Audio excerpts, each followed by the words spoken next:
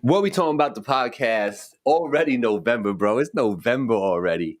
And speaking of November, I was talking about Snowfall, the show, and how I'm getting caught up in this whole thing. Like at first, like you're watching this, like it seems all right, and then before long, you're like 6 episodes in, and you're like you're into it. So I think they did a good job with that. So salute to those guys with Snowfall. The beginning type slow. You right in Right. that. Yeah.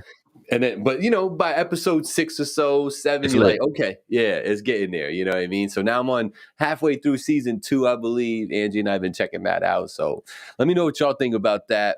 But hit that like, hit that share. You already know what it is. The What We Talking About podcast every Tuesday, 7 p.m. We're going to do a little bit of a quicker hit show today, but you already know we in here. We here for you. What's up, Angie, in the building already? That's what I like. Hit that share. Let everybody know what you're doing up in here.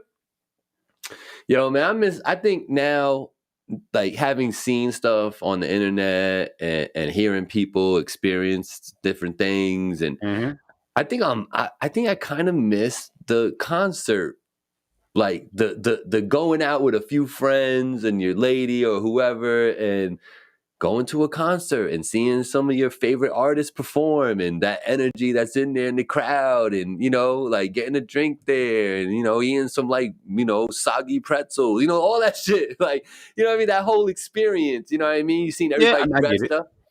Were you a concert goer prior to all this? I don't enjoy concerts. You don't? Oh, okay. Like in general, like I told you before, I think we talked a couple weeks ago about people I would go pay to see good money. Right. Like I will go to the right concert, but I don't in general enjoy concerts. I don't not a single artist concert. It's got to be like 3 or 4, because I don't think most of them have shows that are interesting for 2-3 hours. Got you.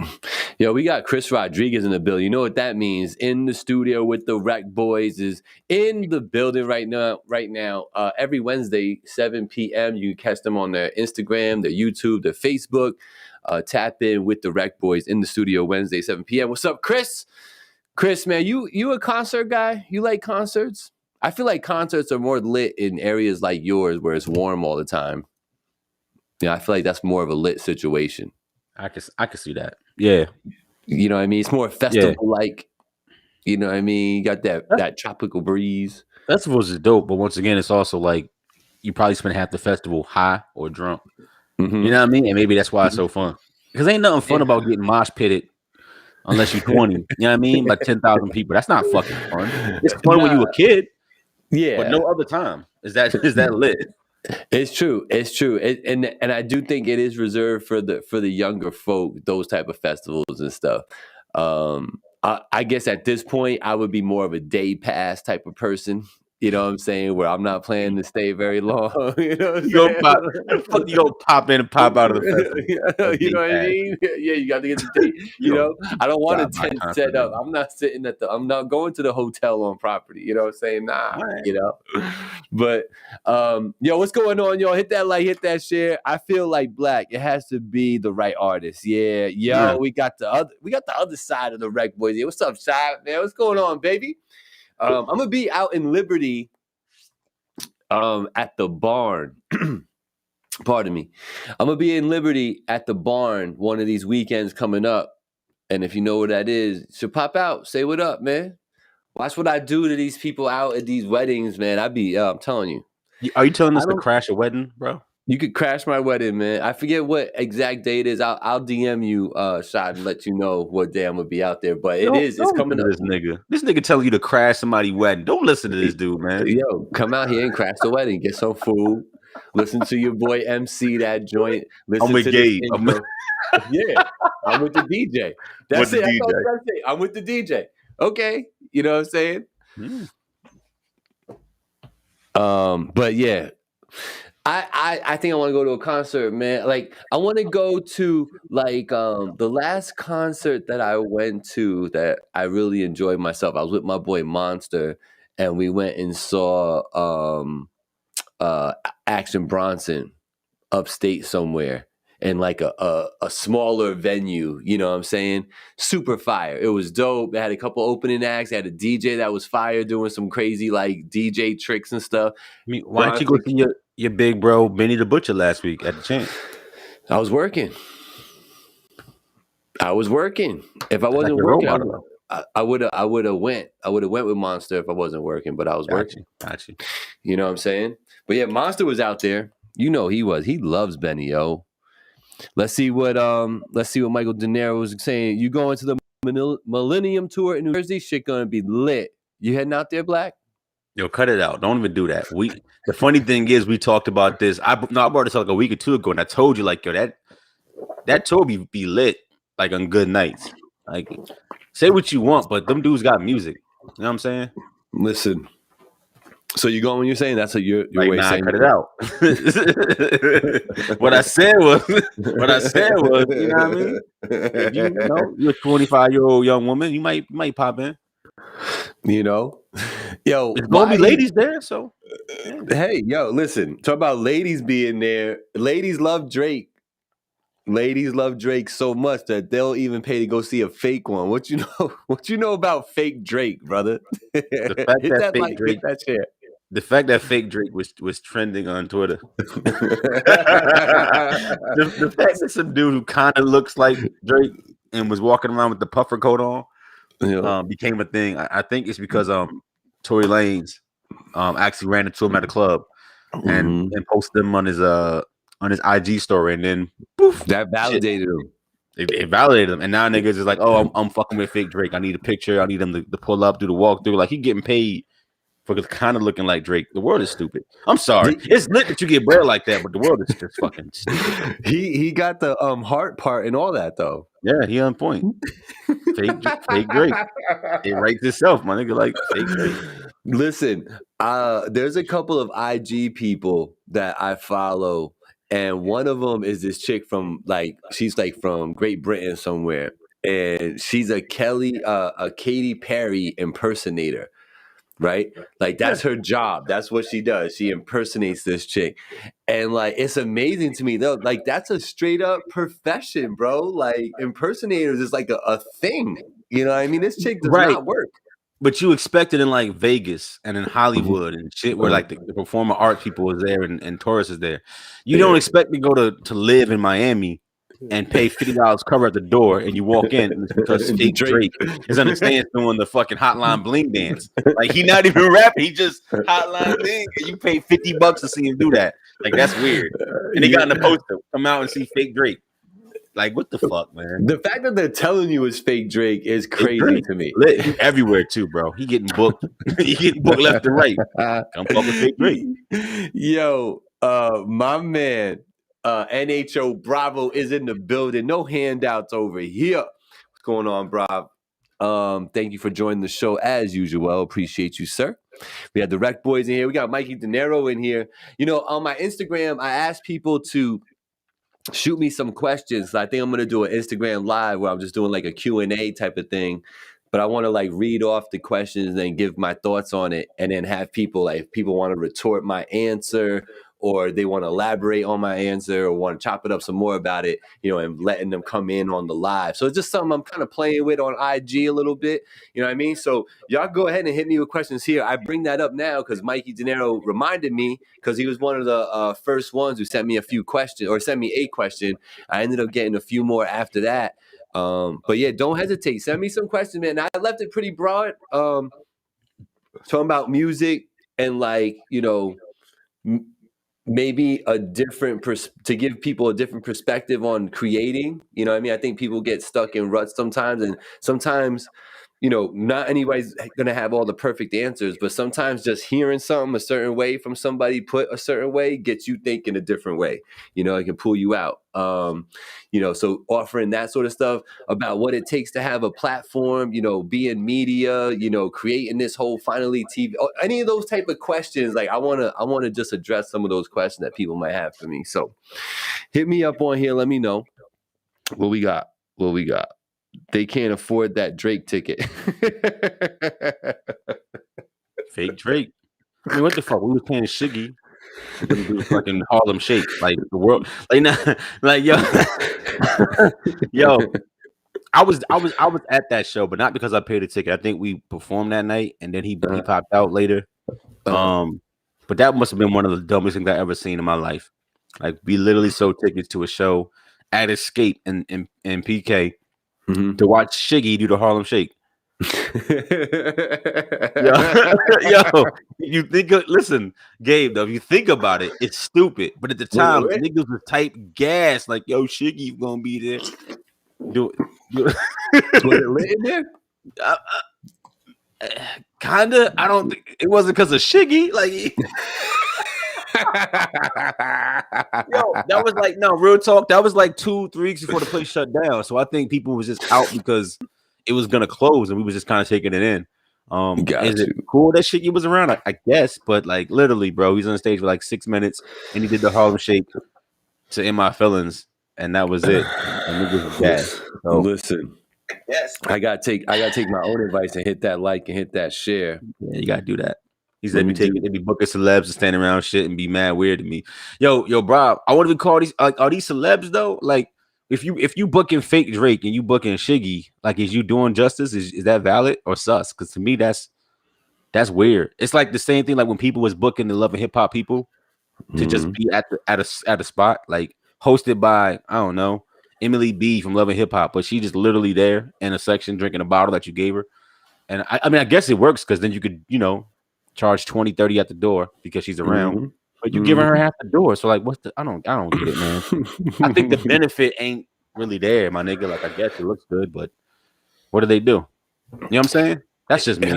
I think it's all about a piece of like the brand awareness piece of it all. That's what it comes down to. Because like you get just to have people talking about your establishment is pretty useful and beneficial. So I think that's what it comes down to. Yeah, yo, Mikey, you got a point, and that's what I was kind of saying too, though, bro. Like certain celebrities, yeah, they famous for just being famous at this point. So if you sold tickets to see Kim Kardashian sit and knit a sweater, my nigga, at the Barclays, it'll probably sell out because people are weird. It's like the whole thing with people giving celebrities their money because celebrities ask. What was that thing we was talking about, Gabe? Even like OnlyFans. OnlyFans for the people who are not doing porno, like it's just your favorite artist, and they say go to my OnlyFans and give me $40 cash a month. And niggas just do it because they're celebrities. They're not even getting no content from it.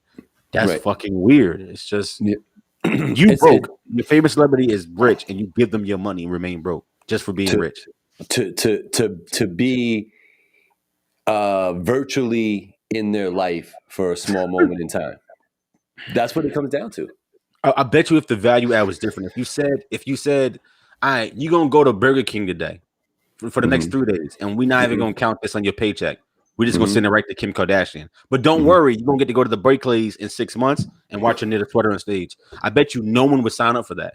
You see what I'm saying? But the value is lost for some reason. Like you don't think I just gave them $300 to watch Kim K knit a sweater. This is stupid. And it took me 2 weeks to earn.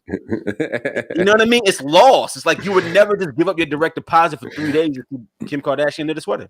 No. But you give her the cash. Yeah. On OnlyFans. It's fucking weird. Yeah, no, these guys are right. NHO Bravo's right. Mikey say, let's see what Bravo's saying right here. I mean, at some point they become so known they actually famous. Well, yeah. Famous for being famous. Famous for nothing. That's what it comes down to. I mean, when I said Shiggy, no one in the comments said who's that. That's the point. That was a dude who did the Harlem Shake on IG, and now he's famous for doing the Harlem Shake on IG 4 years ago. It ain't no value to the world, but you know who he is. So I guess that's something. Anyway, so my head hurt. Well, does it make your head hurt that the Rock and Roll Hall of Fame is called the Rock and Roll Hall of Fame and not the Music Hall of Fame? Does it bother you at all? You know it does because this is my topic. I think it's very dumb. I think they call it the Rock and Roll Hall of Fame at this point as branding. You know what I mean? Because I think we all know now the last 10, 15 years, it's not really the Rock and Roll Hall of Fame now. It's just music in general. But I think literally saying R&R Hall of Fame is a branding play at this time. So it makes no sense to get rid of the brand. But I still think it's stupid. Like you putting Jay-Z in the Rock and Roll Hall of Fame. That's dumb. If you think about what it is, it's dumb. Yeah, it's dumb. It's just dumb. I've heard it explained that because when rock and roll came out, quote unquote, that it was like, not that it was hip hop, but it was the hip hop of then. Like, what are you doing to the music? You know what I'm saying? It was a cool genre, yeah, and that it was all encompassing. You know what I mean? And that's why you could get away with calling it the Rock and Roll Hall of Fame, because rock and roll has all the elements of all the other music in it. You know, so that's one way I've heard it explained. But I do agree. Like, it is probably a branding thing. You know, there's probably a bunch of money sunk into those logos and all the you know, the merchandise and all that. You know what I mean? Like, that's huge. So I don't know, if you changed it to the Music Hall of Fame, wouldn't have the same. Need another catchy ass name. You know what I mean? Yeah. Mm-hmm. Let me ask you this. Yeah. Is rock and roll a dying genre? Because I'll go out on a limb and say, ain't really no new rock and roll penetrating. Like, rock stopped at like 2005, and that's where it's at. I understand there's rock and roll songs still being made, but it's the songs that we all sing and know together are all from 15, 20 years ago and on. Like, we're still singing Kansas and, you know what I mean, Guns N' Roses. Like, rock and roll had a moment in time, and I think it's a waning genre. That's me. I don't think it's that popular. Yeah, rock and roll. I mean, yeah, it's interesting with rock and roll because, like, it seems like every genre except hip hop, the older veterans are coveted and they like sell out arenas when they get together and do things. You know what I mean? So in that way, no, it's not dead. But as far as new wave and energy and all that, I mean, it's legit to say that it hasn't made like a lot of noise in the last 10, maybe even 15 years, but it depends on what we're calling rock and roll. Like, some of this stuff we're hearing on the radio, you know, is it all pop though? It's not really that Justin Bieber shit. No, that's all pop. That Machine Gun Kelly emo punk sound, that's fucking pop. That's pop. Yeah, that's pop. But it's supposed to be rock. It's supposed to be rock, but it's not. It's pop. I know that pop used to mean popular music and would encompass all genres, but it's what we consider pop today. It's pop. Yeah, like the Britney Spears and all that was. Yeah, I think all that shit is pop emo. I think actual rock and roll, like not death metal, because I still consider that to be something different too than rock. Yeah. When I think rock, I think of, like I said. Yeah, no, I know. Guns N' Roses, Slash. Yeah, Guns. Yeah. AC/DC. You know, like Mikey Yarn, Post Malone, Miley Cyrus, all pop. I mean, people keep trying to tell me Post Malone's a rapper. I keep telling them he's not. He's fucking pop. I don't care if he speaks the words. Sometimes it's fucking pop. He blurs the line, but he's still pop in a way. But he's fucking pop. Yeah. Like, all right. Is Lil Nas X a rapper or is he pop? Because he raps on his album half the time. I would. No, I think he's a rapper. He's just a bad rapper.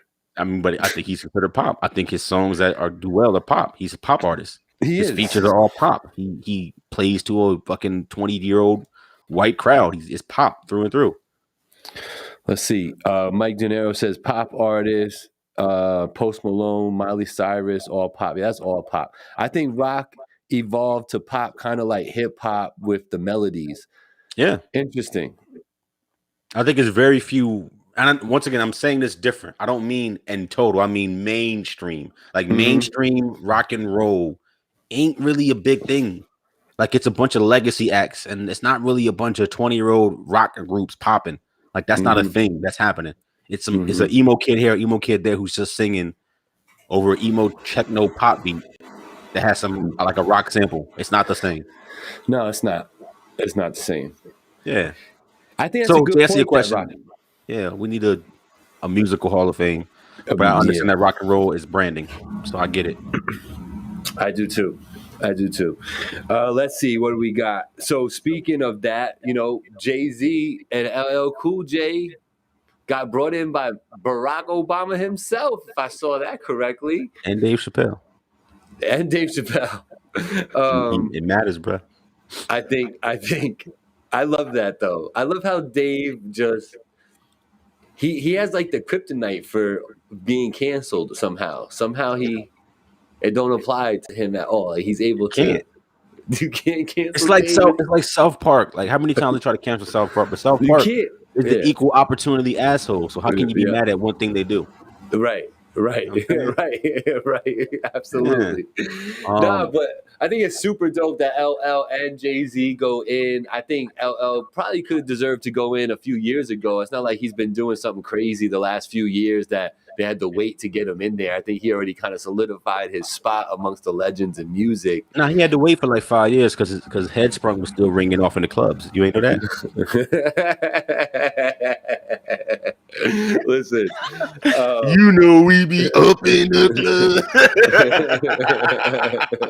Headsprung was still ringing off. Listen, salute to the legends though, man. LL, definitely did great things for the culture, respected dude in the industry by many. I've seen a couple of different things about LL, and sometimes you hear the same rhetoric. He could be a little pompous, leave a little bit of a jerk. He's very, very confident, overconfident, not overconfident, but very confident with things. Cocky, if you will. But I always hear, works hard, talented, straight up businessman, like, all those things that matter, good father, good friend, blah, blah, blah, so all those things that matter, he's good at. So salute to that brother and everything he's done for hip hop and otherwise. And of course, Jay-Z. For you, somebody says to you, Jay-Z, hands down, best lyricist all time in hip hop. You say, he's not. He's not. Yeah, why would you think that he's the best lyricist of all time? He's not. Who would you contort that with? I wouldn't even answer in that way. I would say that there's 5 to 10 people who could, on any given Sunday, vie for that crown. I don't think because Jay-Z is the most successful rapper of all time, that he's necessarily the nicest of all time as a rapper. He's the GOAT because of all the things that make him the GOAT.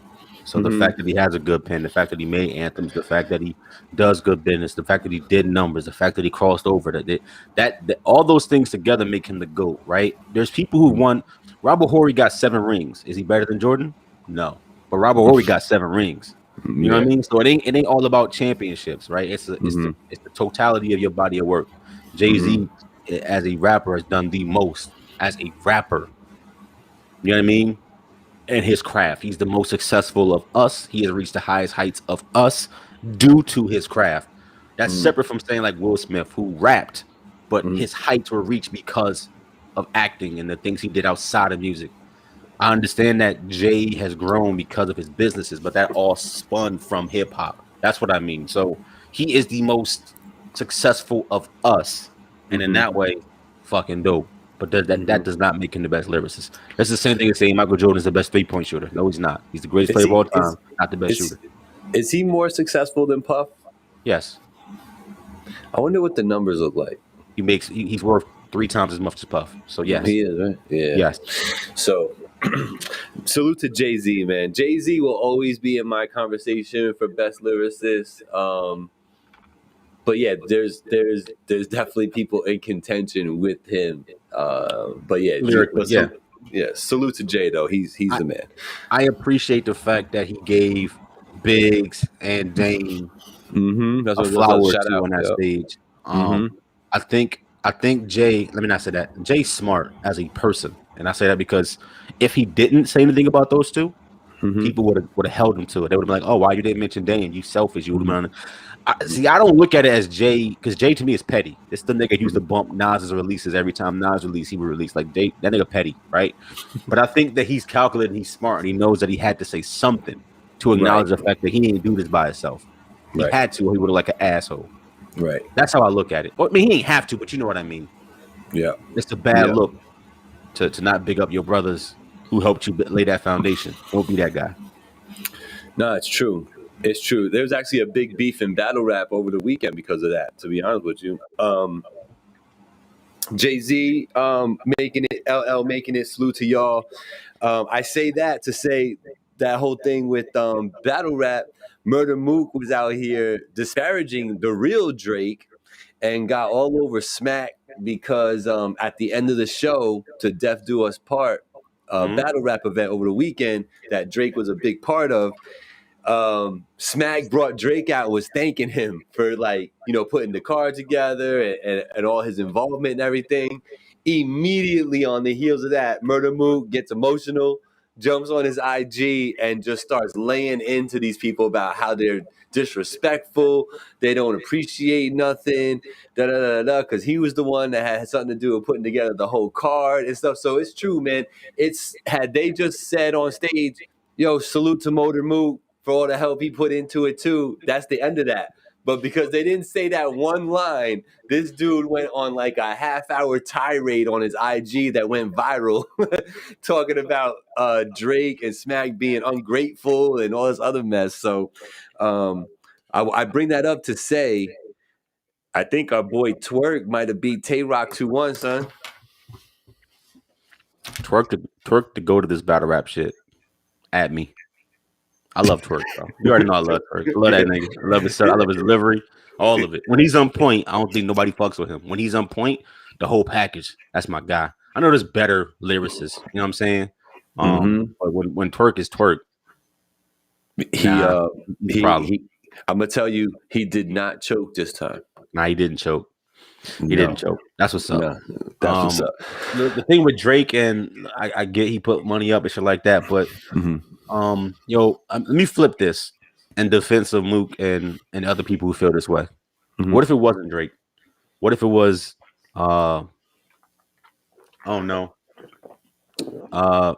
Cassidy? Jeff Bezos. Jeff Bezos put up the money, and then at the end they put out Bezos on stage and said, "Thank you for making it." Like, how would you feel? Even if his money's what made it possible, like, how would you feel? Like, nah, this crab nigga over here, you know what I mean? Gentrifying our shit, eating off of our hard work, and I was supposed to come over here. Look, listen, let's keep it a bundle though. Hip hop got commercialized because the other side bought in and pushed it to the forefront when they realized they couldn't do shit to stop it. It was like, I bet this train is taking off. We tried to stop it. We tried to invalidate it as a genre. It doesn't work. The kids wanted even more. They said, fuck the police. We said, no, the police are good. You need them. The kids wanted it even more. You know what I mean? Look, you know what I'm saying? So like it ain't like hip hop was embraced when it became a thing. It was like you listen to that jungle music, that monkey music, like people wasn't fucking with rap. And it still continued to win. And then the gentrification of hip hop began, right? Right. I look at rap now as an amalgamation of all that, right? The fucking the dilution of it. But it wasn't embraced by the mainstream at first. Kind of like video gaming in the back. Remember 20 years ago, you was the weird dude who didn't have a girlfriend and lived in the basement. If you played any video game, and now it's the most popular pastime on the fucking planet. Yeah. Think about how quickly that changed. Hundreds of thousands of dollars a year. Fucking ridiculous. So I would say that what's the point I was making? Yes. I think you look at Drake, who made his name not in battle rap, but a mainstream pop rap, you know, this kind of crossover thing. And while you might appreciate his money or his involvement or his love for the culture, you may not appreciate them making a battle rap thing about Drake. The fact that they had to say Drake presents is lame to me. Like, enough niggas is going to say his name that you don't even need to do that. Jay-Z once said to an interviewer, can we take a quote from you on this Myth Bleak article? I mean, on this Dame Dash article. And Jay said to them, no quote, just put my name in 10-inch font in the middle of the article. It'll have the same effect. And he's right. No, I swear to God, go look it up. He said this. I'm not giving you a quote about Dame. Just put my name in the article. It'll have the same effect. Everybody knew that Drake was involved. He didn't need to do all that shit. That cow telling at the end. I think that's what it was. It was like, you're doing too much, bro. The battle rap was made off the backs of the people who was there that night, not on Drake's backs. Give them the flowers. There might be some truth in all that. Mook felt super slighted by that whole thing. So, and I hear what you're saying, bro. Mook is like, you know what it is about Mook when it comes to like battle rap and rapping currently is that he be trying to ride too much on the fact that he's an OG veteran of the shit instead of just coming out. Yeah, exactly. Same problem with Cassidy. Same exact problem with Cassidy, who got announced is gonna rematch Freeway. Nobody want to see that shit, bro. And that's what I said. I'm like, who want to see that? You know what I'm saying? But I want to touch on what Brob said. Brob said that Puff's not a rapper. I know he's not a rapper, and I'm not saying he was, but as far as being successful in hip hop and being of us, Puff is of us. Like Puff, if you hang with Puff, Puff is just as gangster as who you know is gangster. Like he that dude, you know what I mean? So he is of us, of this culture, you know what I mean? Correct. So as far as being from the culture and eating off the culture and lifting the culture, that's why I brought Puff up, because he's the one that comes to mind as far as like that mega success and actual funds and capital that he's done with this shit, you know, and businesses and all that. He's really done it like that. I mean, Master P too, but I just don't know. I don't know where Master P is currently and what he's got going on. I don't know if he's still like a mogul. You know, I haven't kept up. He is. It's just that his businesses are a lot smaller. I mean, he's doing the rap snacks. That's him. Right. The potato chips from rappers. Yeah. Not to be funny, but like P had the wave. The difference between P and Diddy is that when the music started to fade, he didn't take that what he had, that buzz, and pivot it into something else. And that's what Puffy did very well. Puffy rebuilt Bad Boy 3 times.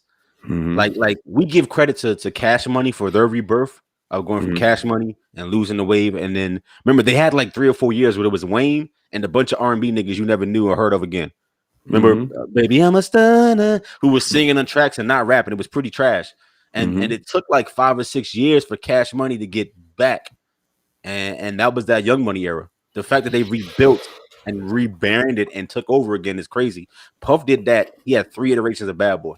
And that's what I'm saying. Like it wasn't just the artist. He took it and made it something else and made it something else. And P went into fashion, but so did Puff. But Puff kept doing it and then sold it and flipped it and then bought liquor. And P was like, I'm gonna get a cell phone store. He's like, what is you doing, bro? A cell phone store? You're gonna make $20 a handset? Like whatever. So as a businessman, Puff took it and went bigger and worked with artists outside of his label and just did more with the culture and with the business. The fact that he has any artists today that are still relevant and popping, it's fucking crazy. 26 years, 27 years in this business as a label head, 30, 32, 33 years total as a tastemaker in this thing to still be relevant, because Puff is relevant and P ain't been relevant in 15 years. And that says a lot about Puffy's mindset and his business acumen. So yeah, Puffy is of this culture. He took an opportunity and fucking flew.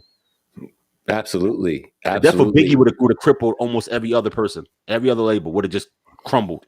Yeah, no, he turned that back up. He certainly did that. He kept it going. Drake is the biggest thing in the game in the last decade. He doesn't have to help put this battle rap vision together. It's not like Cass, who is no longer relevant in rap. Yeah, no, I get that. But we know why he's there. Yeah. Go ahead, Gabe. No, it's all right. And then he goes on to say Drake is expanding the battle rap culture. His fan base isn't just a hip hop fan base, so he's bringing eyes that would not be there. 100%. Yeah. That's 100%. Shout out to Matt Santoro out here, Token Hour Podcast. Yo, what you say is true, bro. I think I'll say that right now. You know, that's 100%. But I think what we're just trying to say is that in regards to Drake being out there and pandering for extra like love and stuff like that, it might have been more smack than Drake, because Drake had to get called out there. You just don't know if he was told to do that. That's the part. You know, so but salute to that whole shit. I'm gonna try to get you that footage of that Tay Rock versus Twerk so you can make your own decision on that. Rolling Loud went down. Speaking of concerts and stuff, earlier, Rolling Loud. I got written down here. Like, here's the headline: Rolling Loud. ... The new setup. You know, like what's going on with Rolling Loud? People getting in trouble, getting arrested, getting taken away.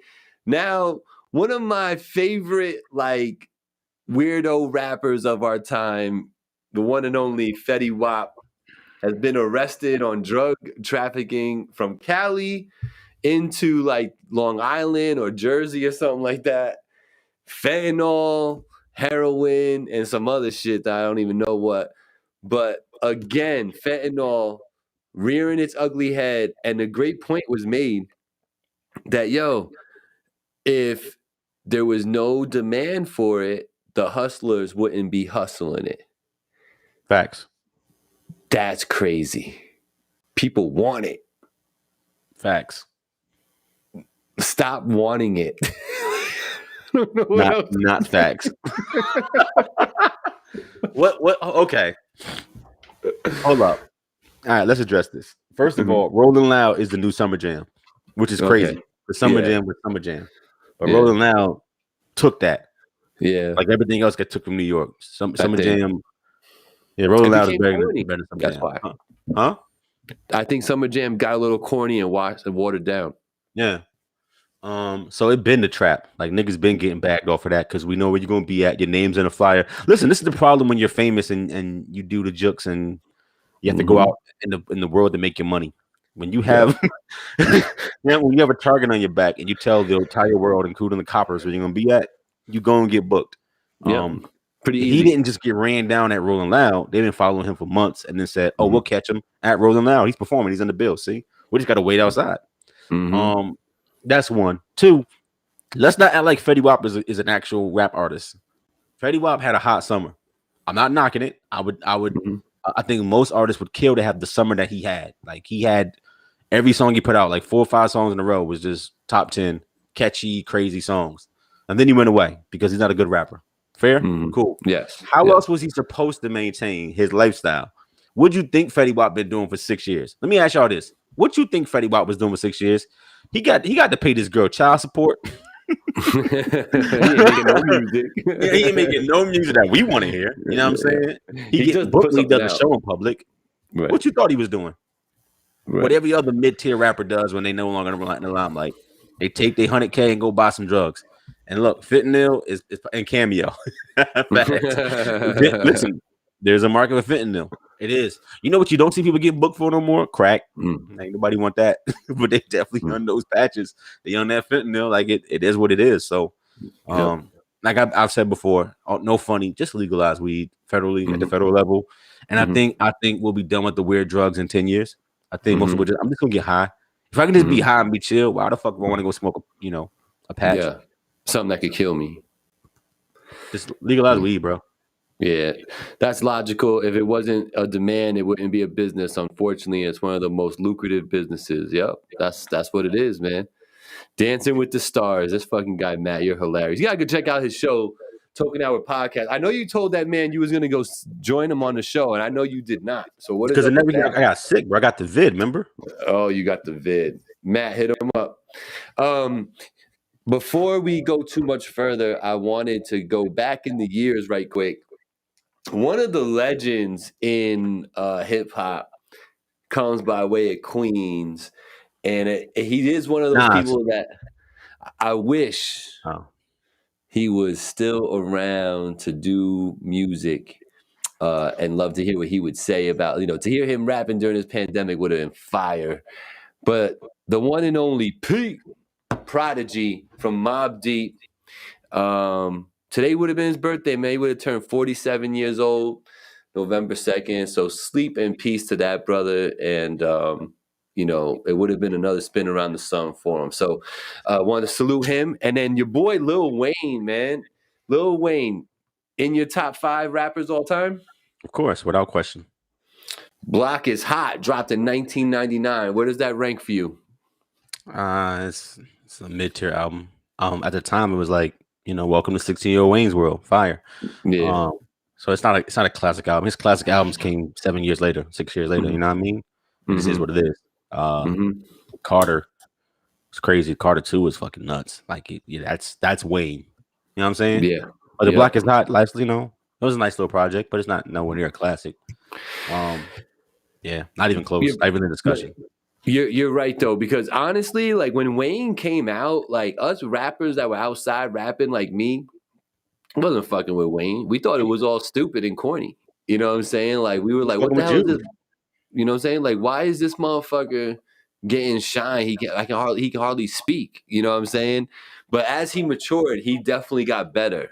And then he kind of snuck up on me after the fact. And you're right, Brav, man. The fact that our government got 2 generations addicted to opioids, that might be something. Have you watched, what's it called? Dope something on Dope Netflix? Sick? Yeah, Dope Sick. Have you watched that? I don't got to. I watch that every day. My life. Yeah, I know. But I think that it does speak to something that people don't really talk about all the time. I get that. Listen, I would say though,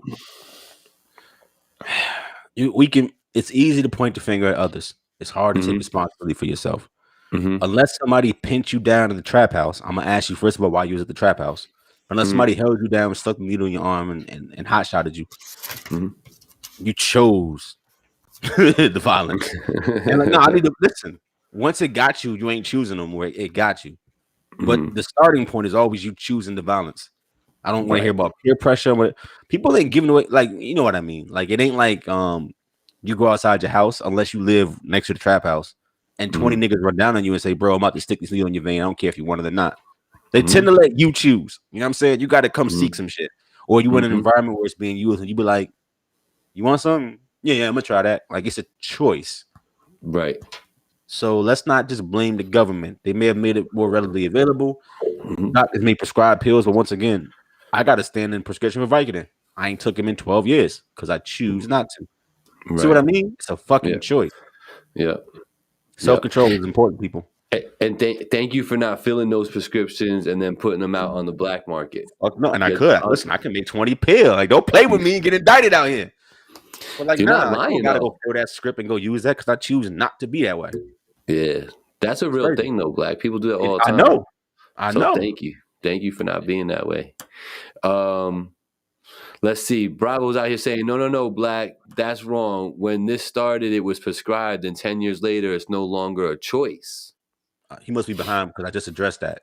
I know what he's saying, but once again, like, it is a choice. Doctors don't put pills in your throat and make you swallow. They don't. They don't force you. They give you an opportunity. You can choose for yourself. You can choose for yourself. A doctor never made nobody do anything. They offered it. Smoked. What do you say, Matt? Smoke butter chill. Hell yeah, that's what I'm talking about. You already know. That's just me. I'm not saying that we shouldn't use drugs to feel better than Tylenol and aspirin or whatever. Or if you need Vicodin or Valium, we shouldn't take it. I'm not saying that. I'm just saying that no matter what happened, it's still your choice. It's like 2% of people out here who got forced into some shit. Everybody else chose that life. They chose violence. He's saying that there's some instances where people without the knowledge got addicted because they weren't given all the information. That doesn't work in the court of law, Bravo. People go to jail for manslaughter and they didn't mean to kill nobody. It's not intent, brother. It's what you do. It is a choice. You may be informed as you make that choice, as a lot of us are. See what I mean? You could be informed all day long. You still chose it. I'm not blaming you. I'm telling you that it's still your responsibility to not choose the violence. That's true. I mean, at the end of the day, you are accountable for your actions, period. Unless somebody put a gun to your head and made you do it, you are accountable. Court of law doesn't work that way. You can make the argument all day long, bro, but you never gonna win this. In the court of law, bro, if you murder somebody by accident, you go to jail, my nigga, because you're accountable. You may not get hit with 30 because it's not premeditated, but you're gonna do your 10. DUI manslaughter. You wasn't trying to go out and drink and drive and kill somebody. I hope not, but you still responsible. And they're definitely gonna bankrupt you. Like, that's just how it is. You chose that. You chose to do something stupid, misinformed as you may have been. This combo needs a mood change. Black, hit him with a different backlight.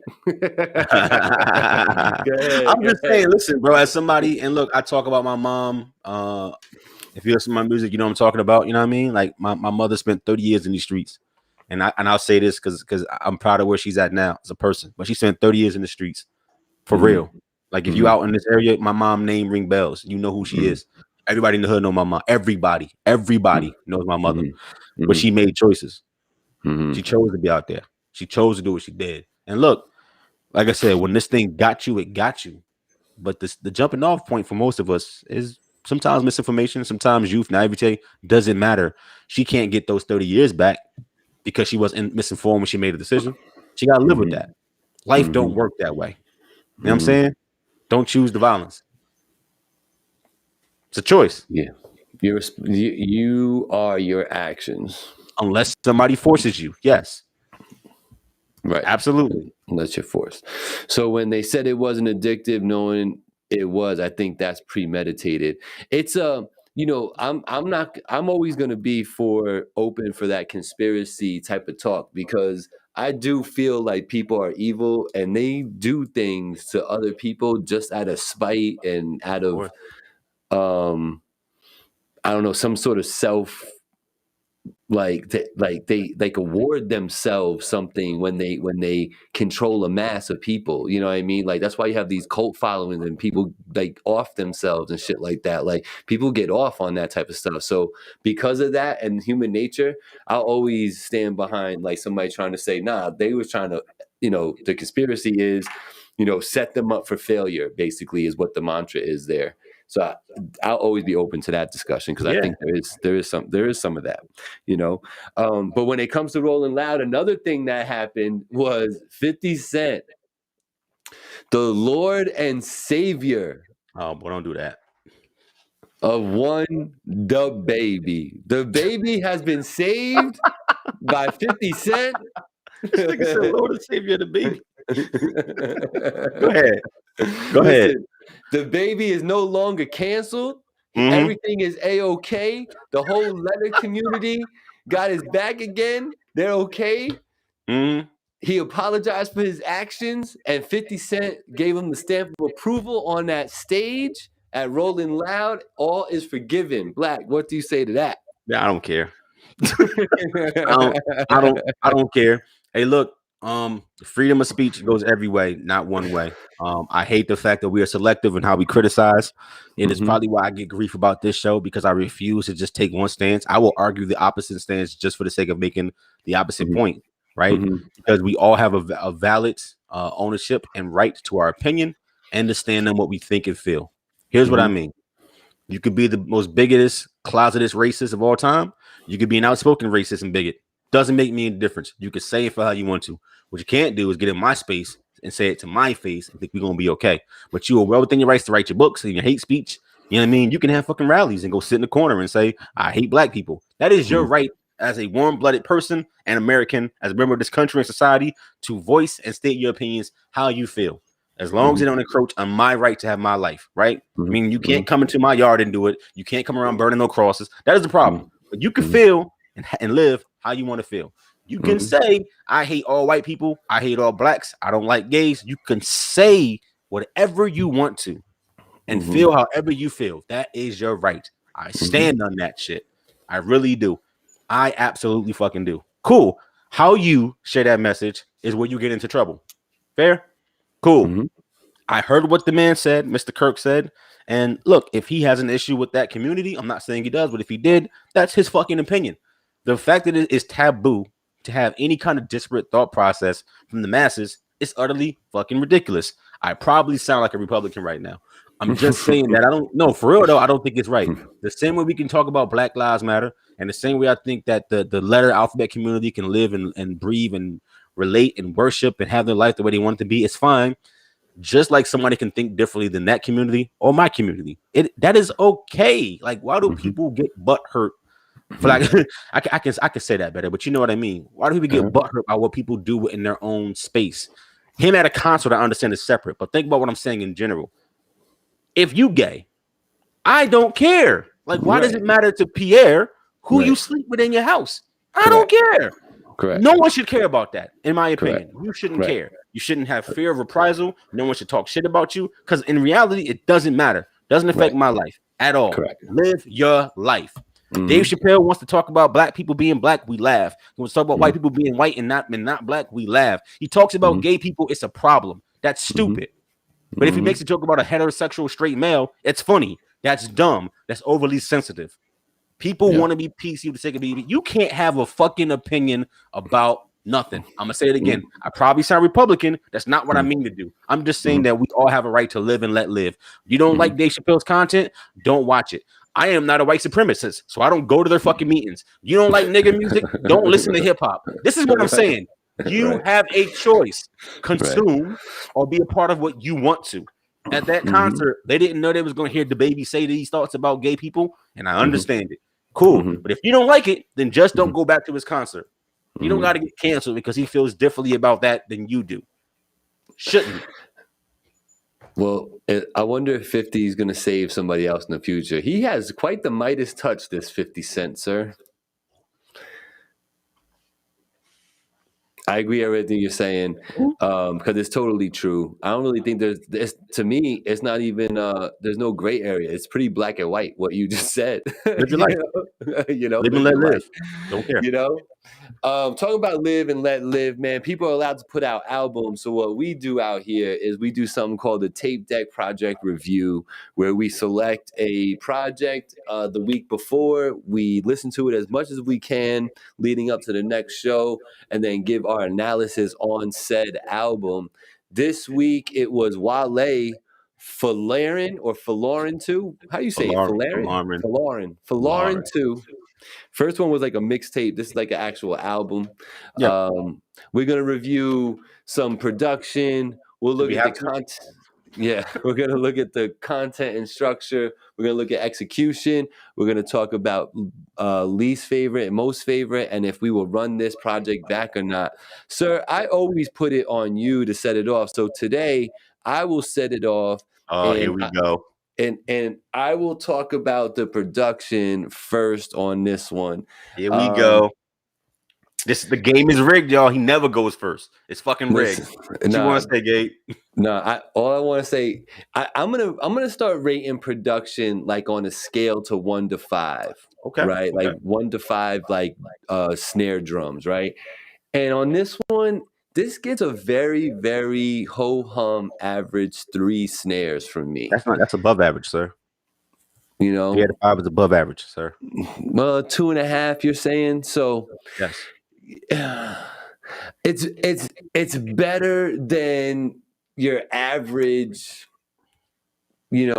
pick up anything out of the hip hop section and play it. It's good. The beats on here are better than that. So that's why I give it a 3.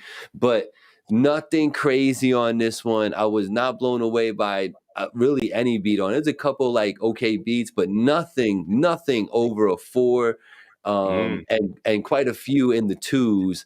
So I wasn't impressed with the production on this album, generally speaking. How did you feel, sir?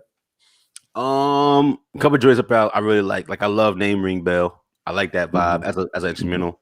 The Poke It Out joint I'm less hype about because it's been done better, quite frankly. Right. Tiffany Nikes I've been love the Angles track. That's just a classic, feature kind of beat. And of course the only artist you can have on those kind of tracks now is Chris Brown.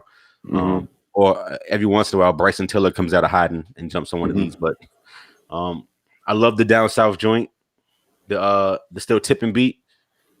I actually like the really good production on this album. So I'm a little bit more favorable on this than probably you are. I'm probably at a 3.5. I think it's solid. I think there's probably it probably leans too much into that girl shit. Not that I'm hating on females. I'm just saying that when rappers like Wale, who don't tend to do the tough guy talk, make albums, they lean heavily into the female talk because they don't really have a lot else to share, which is kind of weird for somebody who's actually really good with his pen. Does that make sense? Listen to any rapper who don't do the tough guy talk, and their content tends to lean towards the female persuasion. Why do 15 tracks then? Jesus Christ. Yeah, give me 10 to run. You know what I mean? So that kind of brings me to the content and structure of this. I really feel like he's not saying too much on this really at all. The songs that I'd like on here are all in the beginning, and then there's one towards the end that I like. So as far as like the structure of this whole project, I didn't listen to Falarin 1, so I don't know if there's any correlation back to that album in any way. You know what I mean? But this just seems like it. Like when he said that the first one was more like a mixtape, it made sense to me that why this is kind of put together. Like I don't feel like there's no theme to this at all. You know what I mean? So this is another artist taking something that people looked at fondly and trying to capture it again by putting a 2 at the end. And it doesn't work, Nas. Wale, it just doesn't work. Right. So okay, so you kind of feel the same way then, that it's kind of just like a mixtape, kind of no real. I think the highs are really high, but there's not a lot. You're talking like 2 or 3 tracks. It's like this shit is really good. There's just a bunch of same songy female tracks up here. This is literally probably 10-5 like 65-35. This is like mad funny joints, female joints, and then a couple of rap records. You know what I'm saying? Like that's just what it is. Was it better than the Big Sean EP? The Big Sean Everything EP, is better than the Big Sean EP. I didn't listen to it, but I saw it drop. Didn't he do that with Hitmaker? Mm-hmm. Right? Boy, Hitmaker struck out again. Listen, when it comes to execution for this whole album, and I guess it kind of speaks to a little bit of the structure, I really feel like this thing is loaded heavy in the front part of this album, and that it dives hard, bro. To me, it dives super hard right after Angles. Yes, exactly. Take Down South and put it ahead of Angles, and then you can end with Dearly Beloved if you want to, and then just leave. We don't need no more. The back half of the album is dirt. The back half is special, man. I don't really care for the back half of this. I'll tell you what, man. I like the Light Years joint with Ross. I thought Ross was spitting on that. You don't like the Down South joint though, for real? That's a hard record, bro. It's good. It's a vibe. It's not bad. It's not. It is a vibe. It is a vibe. It is a vibe. And like I say, the first half of this album, I was actually rocking with it. Like I'm like, yo, this is all right. You know what I mean? And then it went down so fast for me. And I think that I just I didn't want to hear Chris Brown and Jamie Foxx back to back. Correct. I didn't need that. All fucked up. Yeah, I didn't need that in my life. You know what I mean? And let me tell you, man, I'm gonna give you a preview to my least and most. Yo, that Jump In song. Mm-hmm. How you feel about it? It's beneath the dirt that we talk about. It's under the dirt. The beat is trash. The beat on that song, bro, sounds like a bridge for a normal beat. Like something that should have lasted a bar or two. I get that, yeah. The whole joint is like that.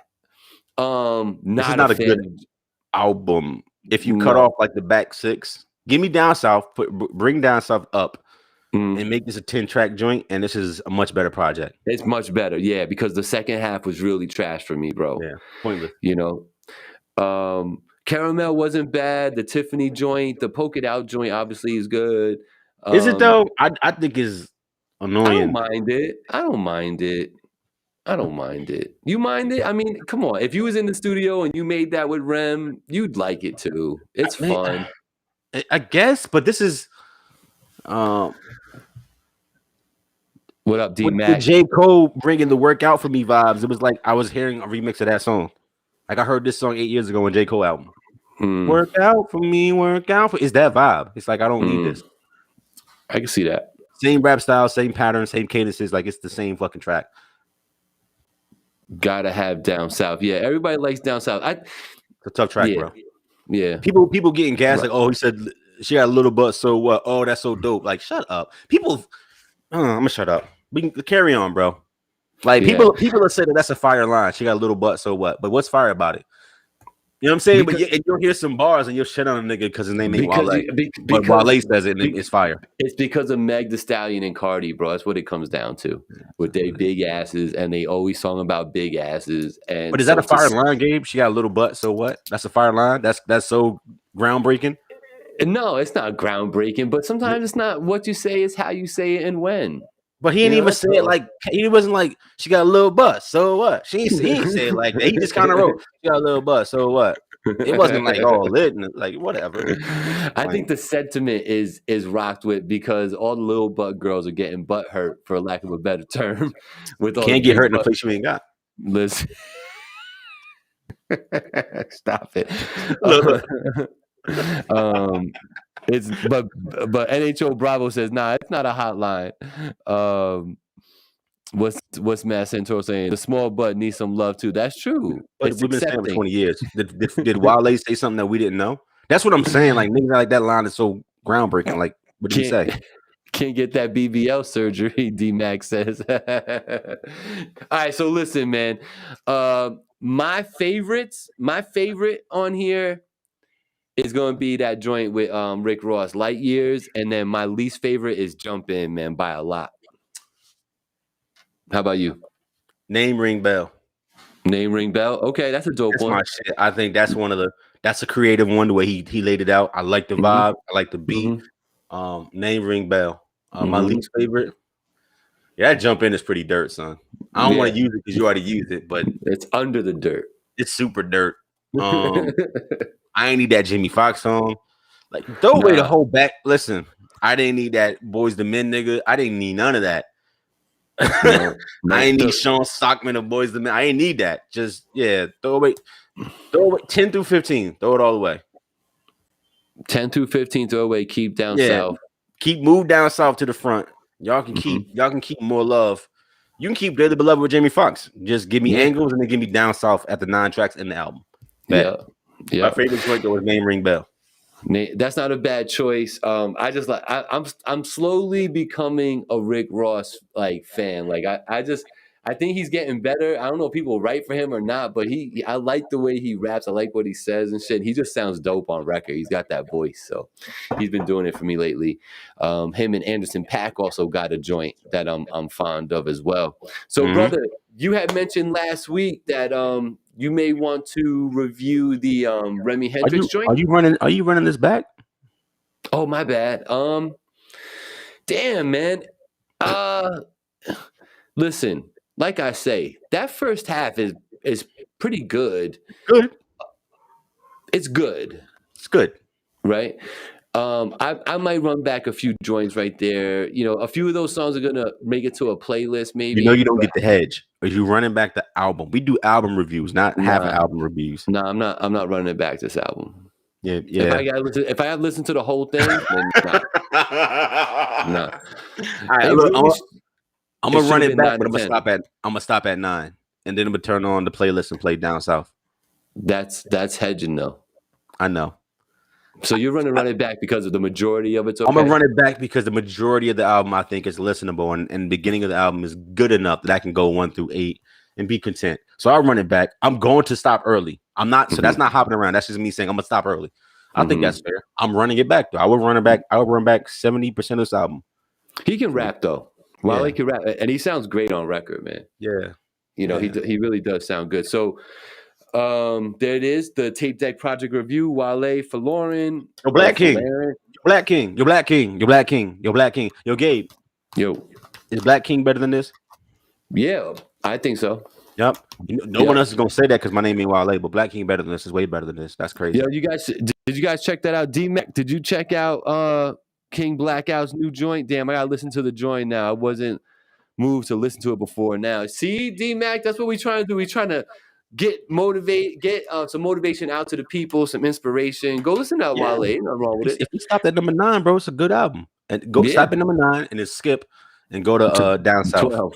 Yeah, go to 12. Yo, Black, that 30 plus is fire. I appreciate you. Yo, that means D-Mac was listening to your joint. Salute to that brother, man. He said, D-Mac said, when can I submit my album for review? Put it out. That's it. Then let us know that you want, you know what I'm saying? That's it. The whole thing 100. Let's get it. You know, he likes your album, man. I like the album too. I think y'all should go listen to that. By King Blackout. It's called Black King, available on all streaming platforms. Factories. Yes, sir. Hey, when are we going on hiatus, bro? It's about that time. This is November. Because I thought it was November 17th was the last episode. That's what I heard. That's what you heard? You might have heard correct. You might have heard correct. Yeah. So we got 2 more shows. Yeah, November 16th. Yeah. The 16th. That's about right. And maybe we'll get together in real life, IRL, as the kids say. I mean, if we ain't got to work no night shift. You know what I'm saying? Shit. Yo, let me get out of here, brother. Listen, I salute everybody that tuned in here today, all the new faces, all the old faces. D-Mac, salute to you. Token Hour Podcast, the Rec Boys, everybody else who showed up today. What are you listening to for next week's Tape Deck Review, bro? Remy Hendrix, what's it called? Oh, The Return? The Return. You gonna hedge? What if it's not out? Then I guess we doing the Big Sean EP. We could do D-Mac's joint. He put it out right here on Spotify. All right, fair enough. Yo, D, if you're not here for the whole show, comment in the whole show, though. When it comes time to review your album, we just gonna turn it off, bro. Tell your people they need to tune in, sir. But all right, bet. So we talked about the return shit from Remy. If that ain't out yet, then we'll do the DMAC project. Fair? All right. Yes. If we got enough time, we'll do both. There it is. I like that. I like that a lot. So salute to all y'all tuning in. It's the What We Talking About podcast every Tuesday, 7 p.m. Facebook and YouTube. For Angie, for Hazel, for Blackout, I am Gabriel. What We Talking About Finally TV. We out. Peace. Peace.